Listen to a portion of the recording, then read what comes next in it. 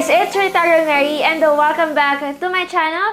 For today's video, may pag-uusapan tayong isa na namang budget phone, and this time, it's from the brand Infinix. So yes, we'll be unboxing and talking about yung kanilang bagong gaming budget phone, which is the Infinix Hot 10s. We all know naman guys na kapag sinabing Hot series, nagfo-focus talaga sila on the gaming side. And syempre, ganun din itong Hot 10s, and again, ito nga yung kanilang entry sa budget lineup. Before anything else, pag-usapan muna natin yung kanyang pricing. Meron tayong 4GB of RAM with 64GB of internal storage for 5,990 pesos lang. And yung higher variant niya, which is the 6GB of RAM, na merong 128GB of internal storage, retails for 6,990 pesos. Both will be sold in Shopee starting on June 17.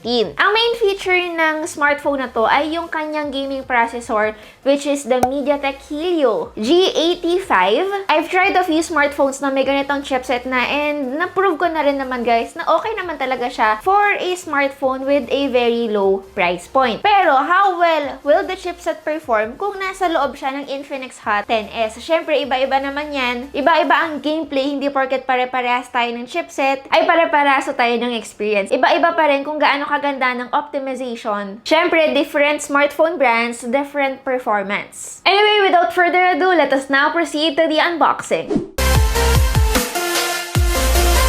Alright, so let's now unbox the Infinix Hot 10s, and again, it has the Helio G85. Ito yung pinagmamalaki nila na gaming processor. And the unit that we have is the 6GB of RAM with 128GB of internal storage.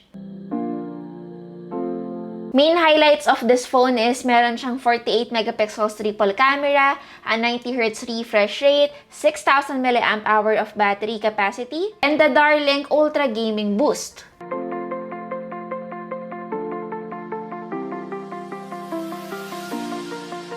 We have the fingerprint sensor that is located at the back. An X-Club Gold Coin Bank. We also have a clear case. Hindi po siya yung basta-bastang jelly case. I tried putting it on and I noticed na hindi nga lang masyadong protected ng ating device dahil medyo exposed ang ating gilid at ilalim. We also have this power brick and of course, a micro USB charging cable. Sadly. So yes, ulitin ko lang guys that the unit that we have here right now ay yung 6GB of RAM na merong 128GB of expandable storage. So for the Infinix Hot 10s, marami siyang iba't ibang klase ng kulay. Ang meron ako ay yung black, pero meron din tayong ibang colors like purple, Morandi green, at Heart of Ocean. Ano yung Morandi green? Morandi. Ngayon ko lang narinig yun ah. The device is definitely made of plastic. Very plastic rin yung feel ko sa kanya, and I noticed na medyo hindi masyadong nag-experiment si Infinix when it comes to their designs. Ang pinaka-nagustuhan kong design talaga ni Infinix ay yung sa Infinix 08. But even though it's polycarbonate plastic, medyo hindi siya ganun ka-smudge magnet unlike other budget devices. Meron din siyang pattern guys na maraming diamonds. I'm not sure if ganito rin yung klase ng design na meron tayo on other colors, but definitely hindi ganun ka-appealing sa mata yung kulay na meron tayo right now. But overall, yung kanyang look, very similar siya para sa akin doon sa mga previous Infinix smartphones. Meron din siyang triple camera setup sa ibabaw, na pa-square yung kanyang shape, and of course, a fingerprint sensor. And yung fingerprint sensor niya sa likod guys, mabilis and accurate naman siya most of the time, kaso lang hindi ko gusto yung placement since medyo may kalakihan yung device. Syempre, mahirap lang siyang abutin, lalo na if medyo maliit yung kamay niyo katulad ko. Ang weight ng phone ay medyo malapit na sa 200 grams. So yes, medyo may kabigatan yung device for a plastic build. Although kahit na medyo mabigat naman siya guys, hindi naman siya bulky hawakan dahil manipis lang naman yung smartphone, and to be exact, it's 9mm thick. Meron tayong power button and the volume rockers on the right side. On the left side, dito yung ating SIM tray na dual SIM and expandable via micro SD card. And yes, pwede natin siyang lagyan ng dalawang 4G SIM cards. Below, we have the headphone jack, microphone, micro USB port, and yung kanyang speaker grill. Medyo ancient ang ating design with Infinix dahil meron pa rin tayong micro USB, and kung mapapansin nyo yung kanyang display ay may notch pa rin. Actually, obvious naman sa box pala makikita nyo may notch yung ating device. And yes, yung provided na power brick inside the box is 10 watts. Let's talk about yung kanyang display. Actually, in fairness naman for a budget phone, very smooth ang aking experience with its display. Meron siyang 6.82 inches of LCD display na merong 720 pixels resolution at aabot ng 440 nits of peak brightness. And of course, a 90 Hz refresh rate. Kung mahilig kayo sa mga budget phones na malaki ang display, ma-appreciate nyo talaga yung Infinix Hot 10S. Yun nga lang, kung specific kayo sa mga magagandang display, like naghahanap kayo ng medyo mas higher resolution, hindi ito yon. And syempre, yung huge size ng kanyang display, ibig sabihin nito guys, kapag tinignan nyo na ng malapitan, yung kanyang 720p resolution, medyo mas halata yung mga pixels. On the brighter side, meron naman siyang wide Vine L3 certification. So yes, you can stream Netflix, kaso nga lang, hindi kayo makakapag-stream on Netflix HD. So for my first impressions, so far yung display niya, medyo nakulangan lang ako sa resolution niya. Syempre yung competitors niya, naka full HD na. Kaso ang kinaangat naman nito, maganda yung kanyang brightness even outdoors. Yun lang naman yung napansin ko. Laking tulong rin siguro nung kanyang 90 Hz smoothness. And in terms of its speakers performance, average lang naman siya dahil meron siyang single bottom firing speaker. So medyo lacking lang ng konti sa bass, so mag-earphones na lang kayo for a better multimedia experience.